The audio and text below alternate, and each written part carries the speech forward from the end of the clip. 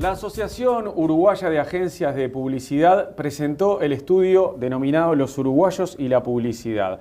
Estuvo hecho por Marco Plus y es un informe que se encarga del comportamiento de los consumidores uruguayos. Y hoy, para hablar de este estudio y para ver qué resultados arrojó, recibimos a Emir Cámara, que es el presidente de la Asociación de Agencias de Publicidad. Emir, buenos días. Mucho gusto. Bienvenido. Estar acá. Gracias. A ver, ¿qué se puede decir de los uruguayos y la publicidad? ¿Cuáles son? Empecemos por los titulares. ¿Cuál fue la principal conclusión que arrojó el informe? El informe arrojó datos y conceptos que normalmente casi todos los publicitarios, por no decir todos, lo teníamos bastante claro. Quizás profundizó un poco en los grados de participación de todos estos cambios que han habido en los últimos 10, 15 años. Nosotros estábamos muy acostumbrados a hacer una investigación todos los años cuantitativa, que hablaba del tamaño de la publicidad, de la inversión de los distintas, cómo se distribuía la publicidad.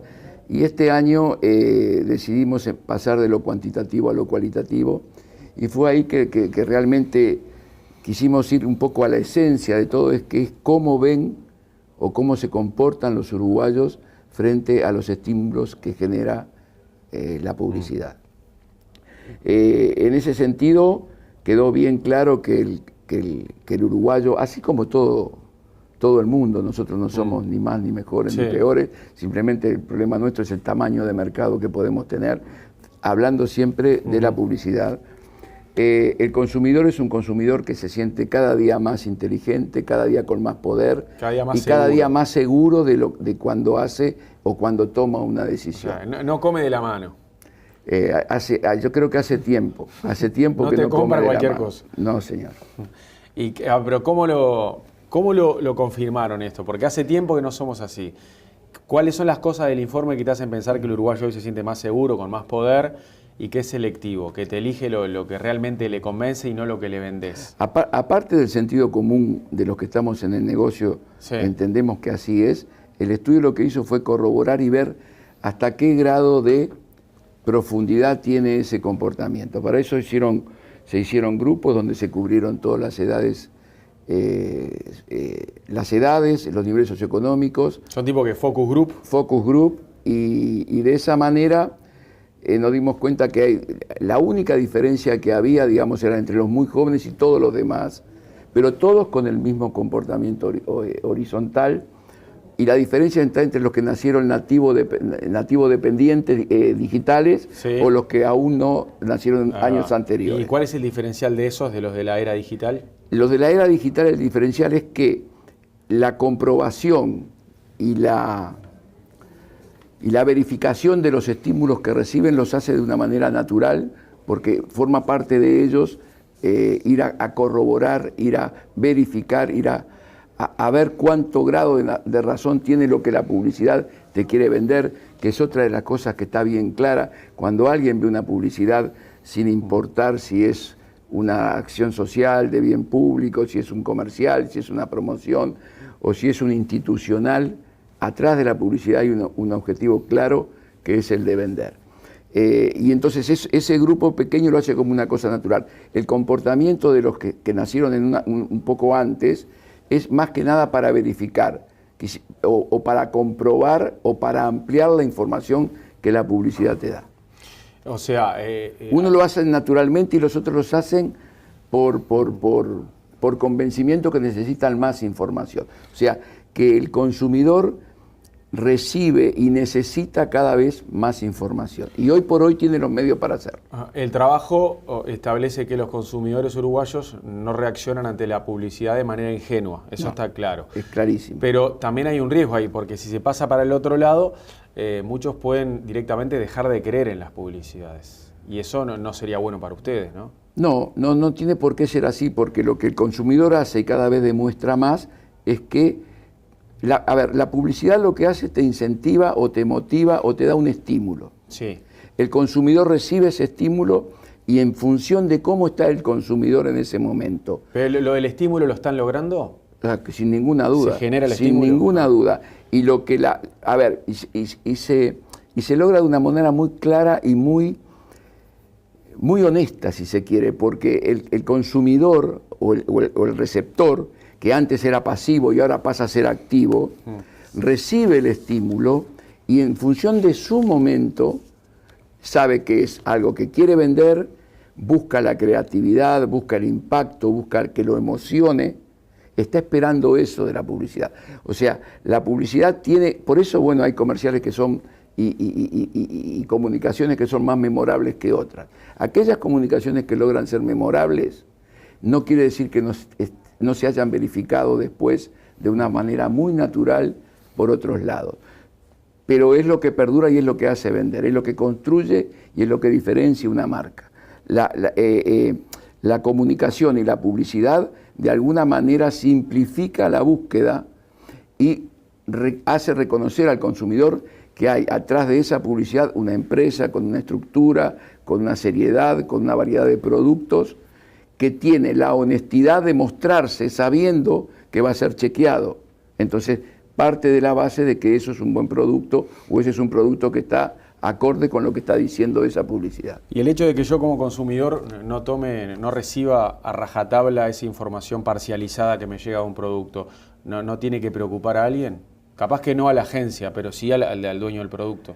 No, a la agencia también la tiene que preocupar, porque si hay algo que eso no sucede, hay algo que se está haciendo mal.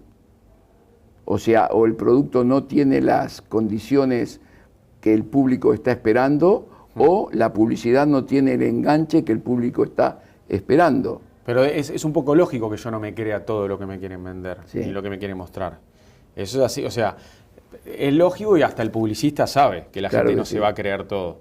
Capaz que el que más se preocupa es el cliente, que dice, yo lo que quiero expresar acá en este aviso, quiero que sea todo creíble. Sí, puede ser que así sea, como tú decís.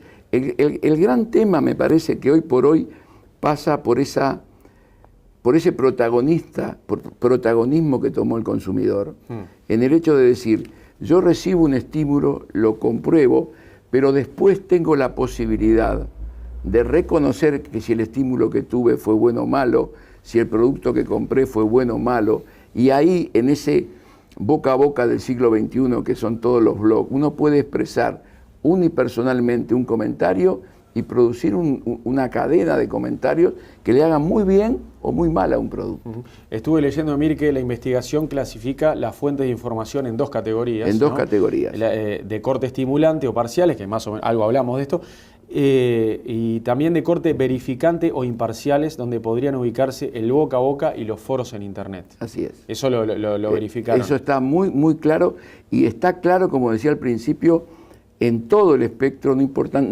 la edad. Algunos lo hacen de forma natural y otros lo hacen de forma verificante. Ajá. Y en esos focus group también pudieron constatar que haya gente que está absolutamente desinteresada, o sea, que mira con indiferencia la publicidad o que ni siquiera la consume, que cuando hay publicidad no le presta atención. No. Y normalmente no creo que sea así. La publicidad es un estímulo más de todos los estímulos que recibe una persona a lo largo del día. Y esos estímulos, que son circunstanciales, se van a una caja donde están los estímulos que son permanentes, que son de origen, que tienen que ver con la cultura, que tienen que ver con el nivel socioeconómico donde esté el consumidor, y las dos cosas se juntan. Y ahí en el informe dice muy claro, hay dos palabritas que hablan del aquí y ahora. Ese momento, que es un momento único de cada persona, lo que genera es una reacción frente al estímulo. Nadie está 100% comprando estímulos o sirviendo, porque depende de muchas cosas que ese estímulo llegue en el momento adecuado.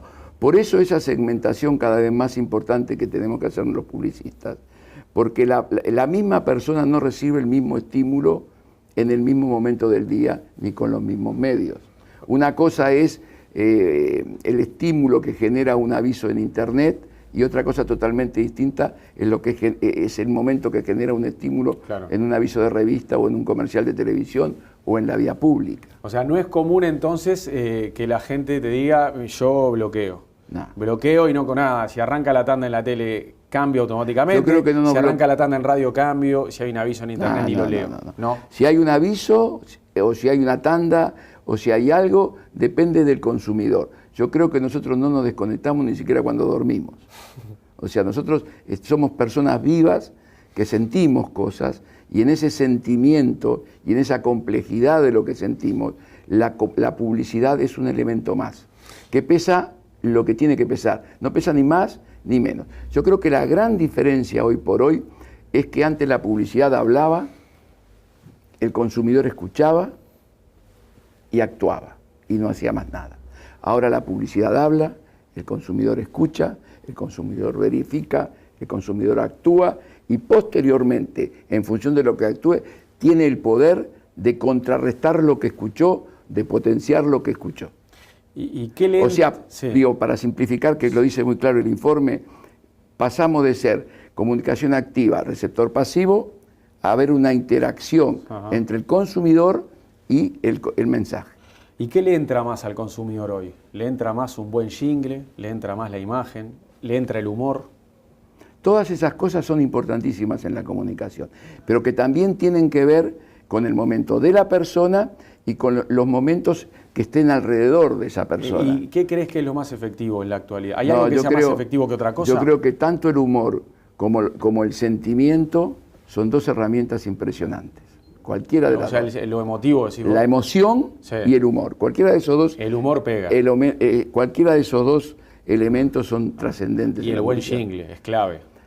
Lo que sucede es que los jingles tienen una recordación que es auditiva, que no tiene nada que ver con lo interior. O sea, entra, pero entra de una manera diferente. Si vos decís, yo tengo quizás un muy buen humor en un comercial, con una muy buena melodía o muy buen jingle, seguramente va a ser más efectivo que si hay un pianito tocando de fondo. Pero vos decís que el jingle solo no es tan efectivo como el humor.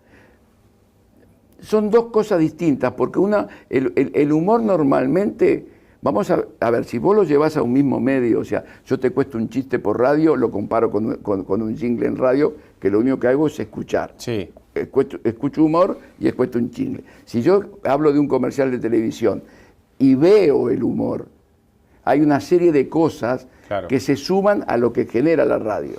O sea, la televisión es el único medio que utiliza dos sentidos, el oído y la vista. La radio es solamente el oído. Entonces, depende de dónde lo pones o dónde lo comparás. Y lo más difícil de todo eso, a ver, ¿qué crees que es más difícil? ¿Hacer que se le pegue un jingle a la gente, emocionar a la gente o hacerla reír? Yo creo que para nosotros los uruguayos es más difícil hacernos reír. Yo creo que comerciales que utilicen el humor en Uruguay no se aplican mucho y tenemos ejemplos donde el humor es principal, como es en Brasil, como es en Inglaterra. Sí, acá en Uruguay... En Uruguay el humor no es una cosa muy usada. No es muy común. Y cuando la un pegó comercial... Nuevo Siglo la pegó durante mucho tiempo, apostó al humor, ¿no? Sí, Nuevo Siglo, hubo un comercial hace muchos años que hizo Invernici para Ciencias Económicas, que era el comercial de Julia. Claro. Y aquellos del país con Orpi, con Atilio Capanga. Exactamente, hubieron comerciales allí donde el humor fue increíble, desopilante. En la época de Telecataplum se utilizaba muchísimo el humor cuando habían esos personajes tan memorables y tan espectaculares. Y como publicista, ¿qué te pareció la campaña electoral? La campaña electoral creo que fue una campaña con objetivos muy limitados. Creo que cualquiera de los dos candidatos o de todos los candidatos en la anterior tenía muy claro lo que querían hacer. Y creo que la campaña del Partido Nacional, por ponerte un ejemplo, es un claro ejemplo donde, digamos, la comunicación se basó en la publicidad. Y creo que justamente la campaña del Frente Amplio se basó en el candidato. Creo que ahí hay una diferencia conceptual importante, que no estoy diciendo cuál es mejor que otra, ni creo que tenga nada que ver el resultado con una o con otra. Simplemente es un comentario objetivo de cómo la vi o cómo la sentí. Trabajar para alguna lista durante un año electoral implica una revolución en una agencia, ¿no? Sí, es muy complejo. Está bravo, ¿no? Hay que designar a un equipo para que se dedique a lo electoral y que los otros no descuiden el trabajo de siempre, ¿es así? Algunos lo pueden hacer así, otros lo pueden hacer de otra manera. hay una cosa que cualquier empresa tiene que tener claro, es de qué vive. La política, cuando se hace profesionalmente, está cada 5 años. Y este año tocó Mundial en Brasil también, que la primera mitad del año... Desde el año 1966 no había un campeonato mundial y elecciones en el mismo año. Con Uruguay en el Mundial, claro, ahí va. Sí, y en el 66 también, que fue en Londres. Desde aquel Mundial no teníamos a Uruguay en la Copa del Mundo y en el mismo año campaña electoral. Y este año se sumó Mundial en Brasil, pegado. Sí. Entonces fue mucho laburo para ustedes. No, y además cualquiera de los dos acontecimientos, tanto un Mundial por el perfil que tenemos nosotros, o unas elecciones nacionales también por el perfil que tenemos nosotros, son dos acontecimientos que cambian, desvirtúan cualquier año normal de comunicación, para todas las empresas, sean chicas, grandes, medianas. Fue un año de muchos pasantes este.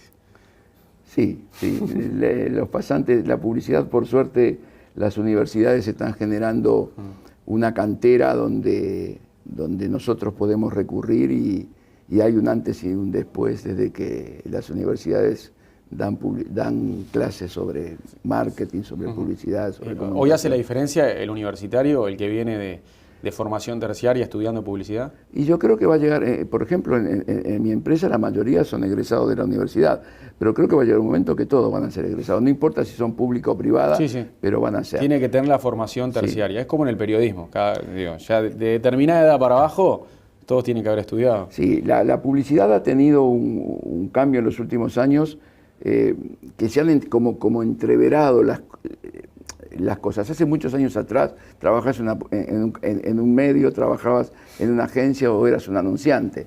Hoy por hoy hay una interrotación entre todos ellos que hacen que todos entiendan un poquito de todo. Entonces, la profundización de tu rol como publicista es cada vez más importante. Debemos ser cada vez más profesionales, debemos tener cada vez un mayor entendimiento de lo que no solamente quiere el anunciante, sino qué es lo que quiere el consumidor, por un poco lo que estábamos hablando. Y el gran rol es poder hacer lo que el anunciante le gusta, pero que quiere el consumidor. Muchas veces no quieren las mismas cosas. Bien. Emir Cámara, muchas gracias por visitar. Por favor, y me dejaste contento porque hoy me siento un consumidor libre, seguro y poderoso. Y poderoso, así es. Mucha suerte, que pases bien. Gracias a ti.